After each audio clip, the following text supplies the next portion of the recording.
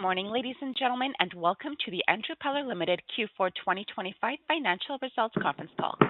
At this time, all lines are in a listen-only mode. Following the presentation, we will conduct a question-and-answer session. If at any time during this call you need assistance, please press star zero for the operator. This call is being recorded on Thursday, June 12th, 2025. I would now like to turn the conference over to Jen Smith, Investor Relations. Please go ahead. Thank you and good morning. Before we begin, this is a reminder that during the conference call, management may make statements containing forward-looking information. This forward-looking information is based on a number of assumptions and is subject to a number of known and unknown risks and uncertainties that could cause actual results to differ materially from those disclosed or implied. Please refer to the company's earnings release, MD&A, and other securities filings for additional information about these assumptions, risks, and uncertainties. With that, I'll turn things over to Paul Dubkowski, Chief Executive Officer of Andrew Peller Limited. Paul? Thanks, Jen, and good morning, everyone. And I'd like to thank everybody for joining us today. I'm pleased to be joined by Renee Kauke, our Chief Financial Officer, and Patrick O'Brien, our President and Chief Commercial Officer.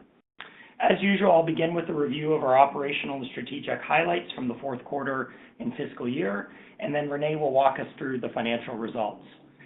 As we kick off today, and I know we're all happy, it's the official start to summer is fast approaching here as we move through June, and I know everyone in the East has been long awaiting some warmer weather.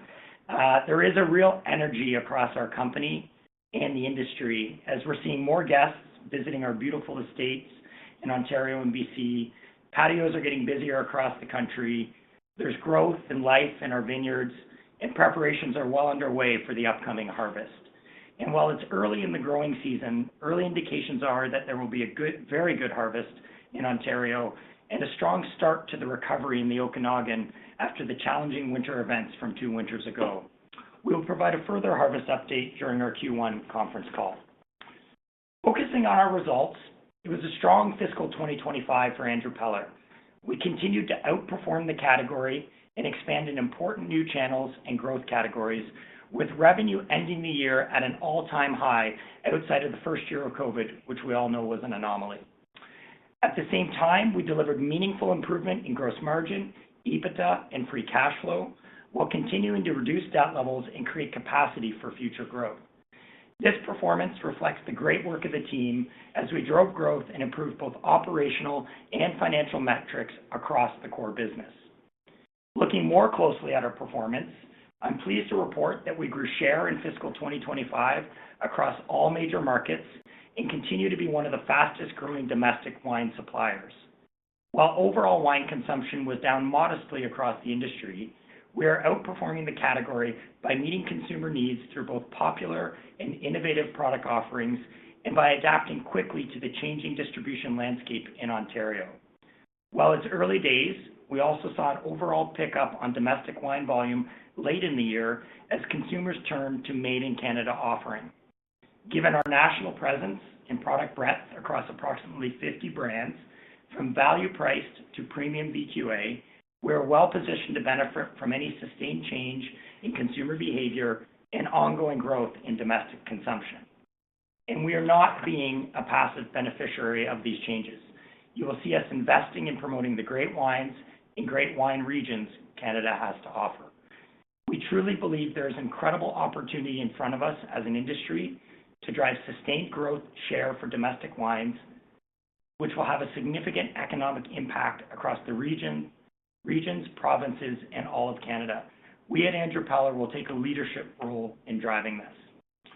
Looking at our portfolio more specifically, recent highlights include strong demand for our Trius portfolio, continued momentum of the Peller Family Vineyards brand, ongoing growth in our Better For You offerings with Honest Lot, and strong performance in new formats like our 200 ml recyclable plastic bottle, which is an on-the-go, easy-to-transport offering.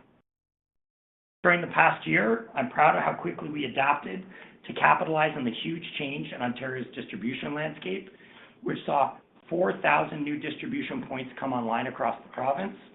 We evolved our commercial structure to ensure we are set up to meet the changing needs of grocery, big box, and our gas convenience partners, as we expect to see ongoing channel shift share shift as consumers adjust their buying patterns. You see the early returns of our success in how we quickly and smartly adapted to the changing landscape in our fiscal 2025 results. Our sales growth was led by our success in big box retail. Initial demand in the channel has exceeded our expectations, and we continue to evolve our product lineup based on consumer preferences and our supply chain. Consumers have responded well to our offerings in big box, led by our Gretzky, Trius, and PJ's portfolios. Several of the company's other well-established trade channels also performed well during the year, particularly sales to third-party restaurants and hospitality locations.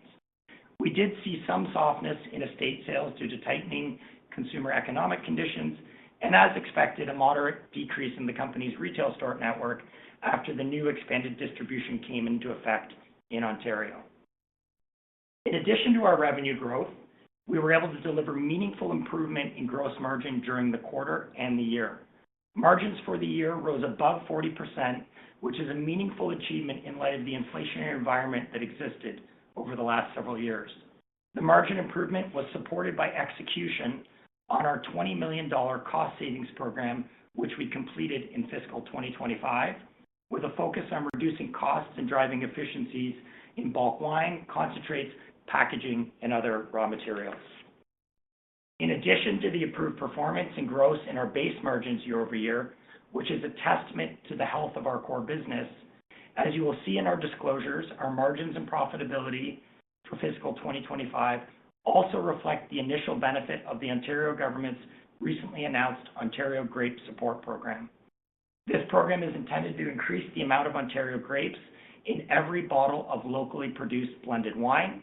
It shows the Ontario government's leadership and continued support of our industry by promoting strong competitive policies that are aligned with global best practices, and by focusing on local grape growers and wine producers. The government is reinforcing the vital role our sector plays as a key driver of economic growth in the province. We believe these programs will drive investment, increase domestic grape demand, and help grow the economic impact of the domestic wine industry. Our team is currently making investments in line with the program's intention, with millions of dollars in investments planned over the coming years, including adding 1 million liters of storage this year at our facility in Grimsby to handle the increased domestic content we are planning for. As I mentioned in my opening, we are incredibly proud of the strong performance of our business in fiscal 2025. We delivered revenue growth, margin expansion, improved profitability, and increased free cash flow. In addition to this core year-over-year business improvement, the recent announcement of the Ontario Grape Support Program positions us for further investment and growth moving forward. Looking ahead, we remain focused on continuing to innovate, build industry-leading brands, strengthening our partnerships across all key trade channels, and investing in the capabilities that will support sustainable, profitable growth. We're proud of the progress we've made, and we're energized for the opportunities ahead. With that, I'll pass it over to Renee to take you through the financial results in more detail. Great, thanks, Paul, and good morning, everyone. Sales in the fourth quarter decreased $9.5 million, or 11.2% year over year, to $75.5 million. This is primarily due to the $5.8 million recognized as revenue at the end of fiscal 2024 relating to the revised Ontario VQA support program. In fiscal 2025, this program was recognized throughout the year as sales were made. Excluding the change in timing of this program, revenue was down about 4.5%, which is largely driven by the timing of the Easter holiday, continual adjustment of channel and shipment timing in the new Ontario retail market, and some softness in our personal winemaking business. For the full year, revenue increased $3.8 million, or 1% year over year, to $389.6 million. While there has been softness in some channels, we've seen growth in others. We saw a net increase in the expanded distribution in the Ontario retail market, with increased sales coming from the big box and grocery sales channels, partially offset by an expected decrease in our own retail store distributions, as Paul mentioned. We also saw an increase in sales in our retail stores during the LCBO strike in July. Offsetting this positive performance, as Paul mentioned, we continued to see some softness in sales from the estate wineries and wine clubs, due to lower guest traffic and reduced consumer discretionary spending. We typically see a pickup in estate traffic over the summer months, and as we look ahead to the summer of 2025, we anticipate an increase in Canadian visitors to our wineries as more Canadians choose to stay closer to home and explore domestic travel options. Our gross margin in the fourth quarter was $39.7 million, or 52.6%, up from $35.6 million, or 41.8% in the prior year. This increase is primarily driven by the inclusion of $9.8 million from the Ontario Grape Support Program, as well as cost savings programs implemented over the past 2 years. The gross margin in Q4 of fiscal 24 benefited from the inclusion of $5.8 million related to the Ontario VQA Support Program. Gross margins for the year before the inclusion of the Ontario Grape Support Program landed at 40.3%, which is a meaningful increase over prior year. With the inclusion of this program, gross margins came in at $166.6 million, or 42.8%, compared with 39.0% in fiscal 24.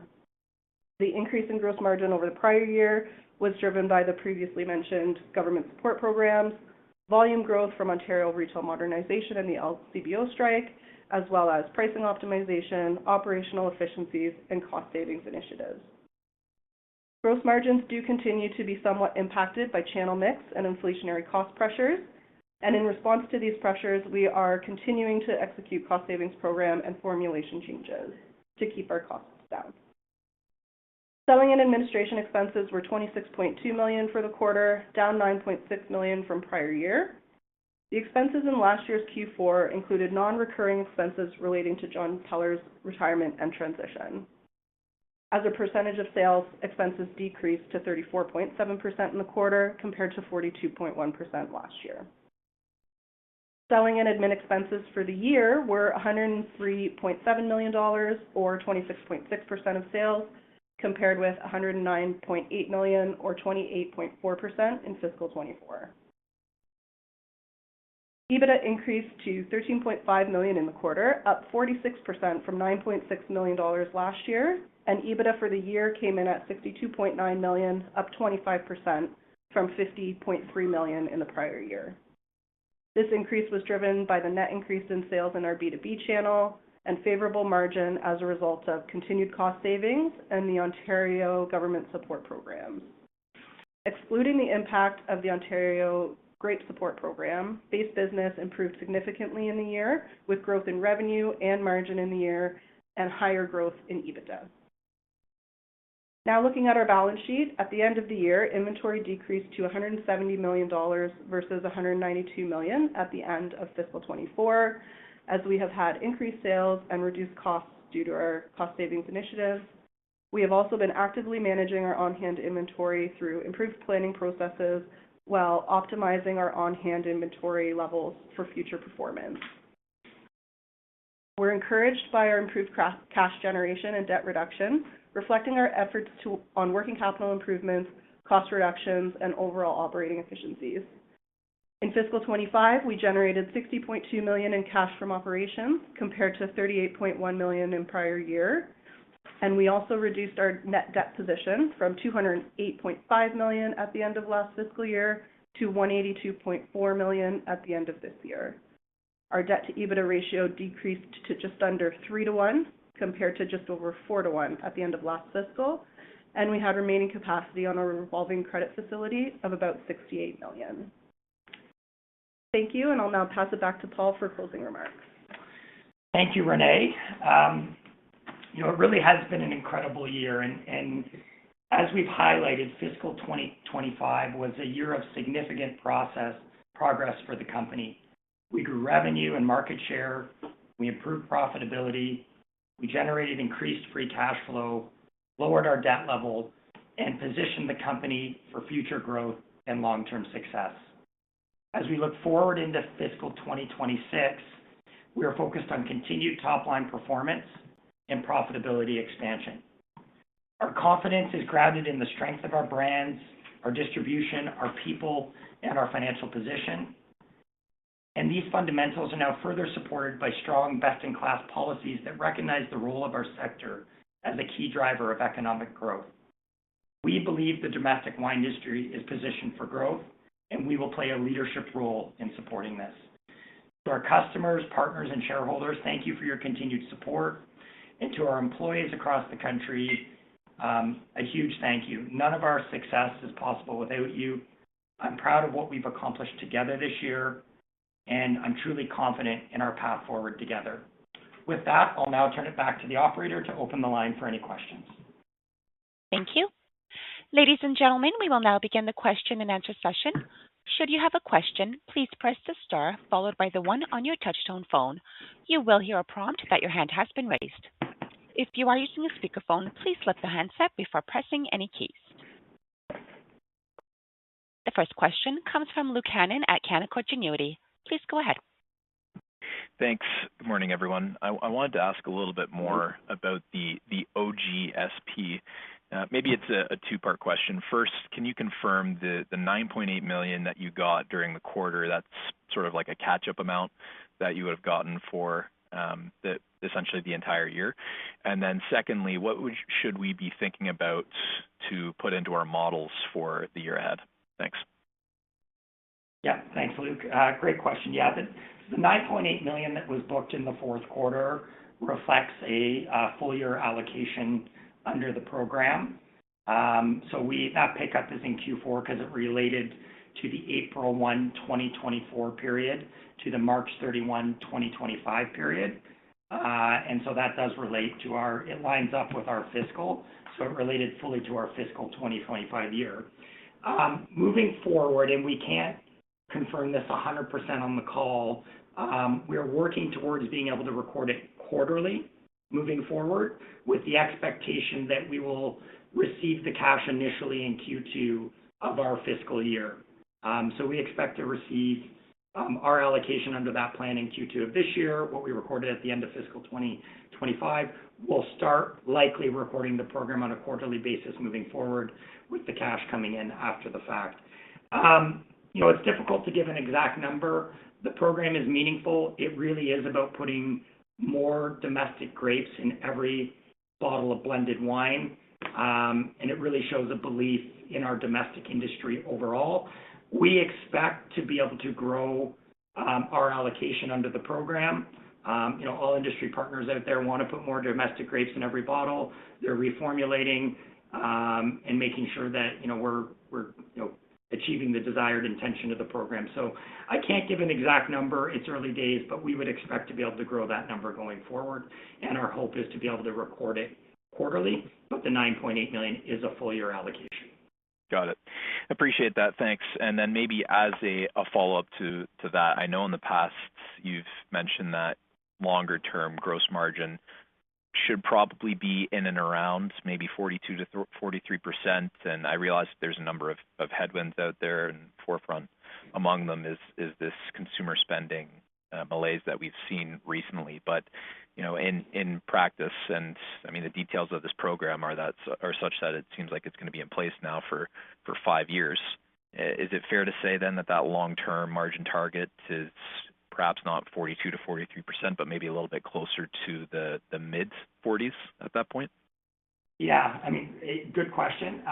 So I think there's a couple things leading to this. Is our base business really performed well during the year. We had revenue growth, we had margin growth, we had EBITDA growth, we generated more cash. So even before looking at the introduction of this new program, which is a long-term program, initially signed for 5 years, we believe it's going to be even longer, just given the economic impact of the industry. Base business performed exceptionally well. And specifically related to margins, we actually saw margins land on an adjusted basis over 40% in the year. So even removing that $9.8 million, our F25 margins were north of 40%, even exceeding our initial expectations based on all the hard work that has gone in to getting mix right, to getting costs right, to delivering on our $20 million savings program. So you are correct. Our expectation would be stabilized, that we're able to land run rate margins at over 42.5% in the future. Obviously, there's still some headwinds out there in the short term, but as we look out beyond the next couple of years, that would be our expectation given the inclusion of this new program. Appreciate that. Thanks. And then the last one, but before I pass the line, you touched on potentially seeing more Canadian visitors to your states just because of this Buy Canadian theme that seems to be taking shape across, frankly, the rest of our coverage universe, as well as with you guys as well. I mean, what can you share on what you've seen thus far to date? I know you mentioned the official start of summer is still about a week and a bit ahead of us, but I mean, is there anything that you can share on estate visits, perhaps thus far into the fiscal year? Yeah, of course. No, that's a great question. Obviously, the national pride in the country is an all-time high, and we're definitely leaning into that as an organization. As I said in my opening, Patrick O'Brien, our president, is here, and I'm going to pass it over to him. Hey, good morning, everyone.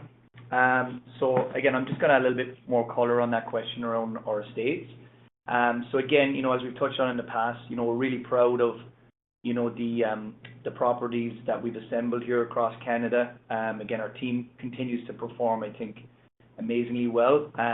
When we think about our estates and ultimately our direct-to-consumer and wine clubs, we're very focused on delivering best-in-class winery experiences that celebrate Canadian wine and hospitality. When we think about the summer season ahead that Paul alluded to earlier, we're extremely excited about the summer season. We're certainly well positioned to welcome even more Canadian visitors this year, as we believe staycations will continue to grow in popularity.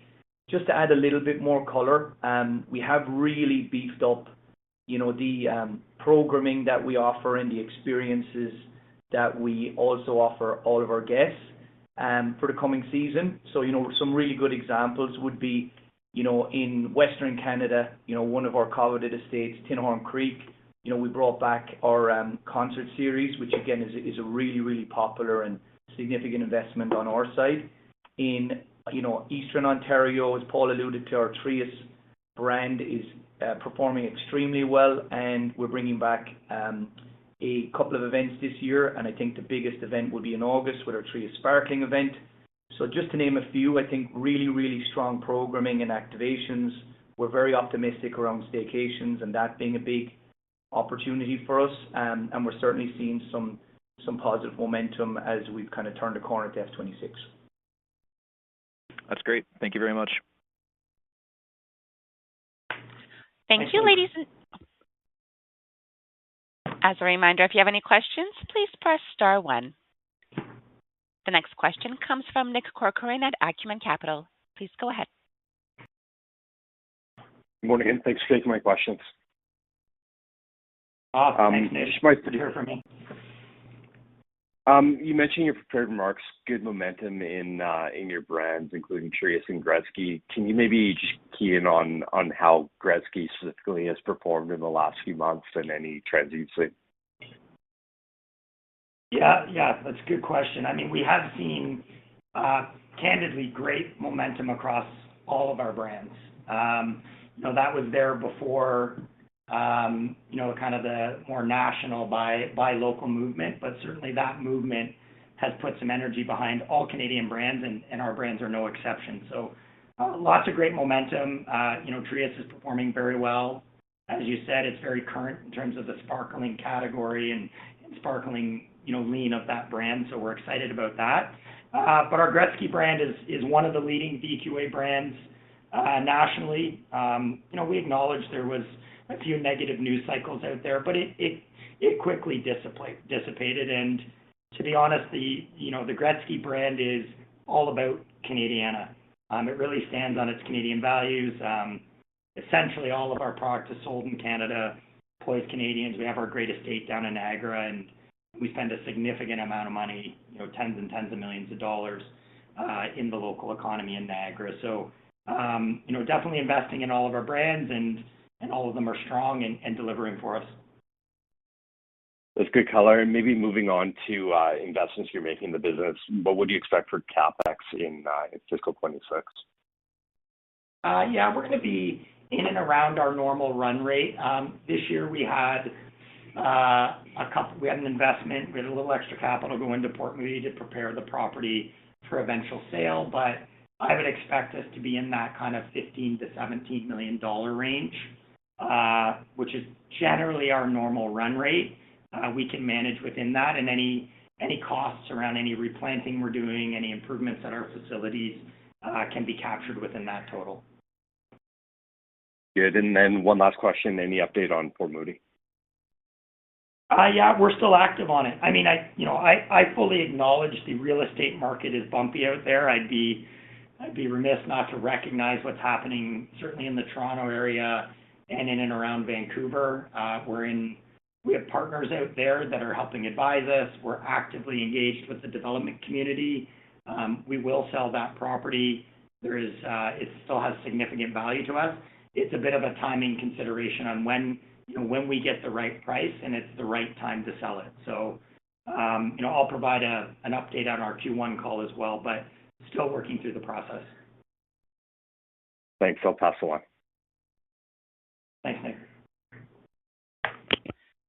Thank you. We have no further questions. I will turn the call back over to Paul Dubkowski. Great. Thank you. So in closing, again, just thank you to our customers, our partners, and our shareholders. And I really mean it. A huge thank you to all of our teammates. It has been an incredible year of change, and we really do appreciate everything they've done to deliver the really strong results we reported on. We are excited for the year ahead, and we do look forward to connecting again in August when we release our Q1 results. Thank you, and have a great day, everyone. Ladies and gentlemen, this concludes your conference call for today. We thank you for participating, and we ask that you please disconnect your lines.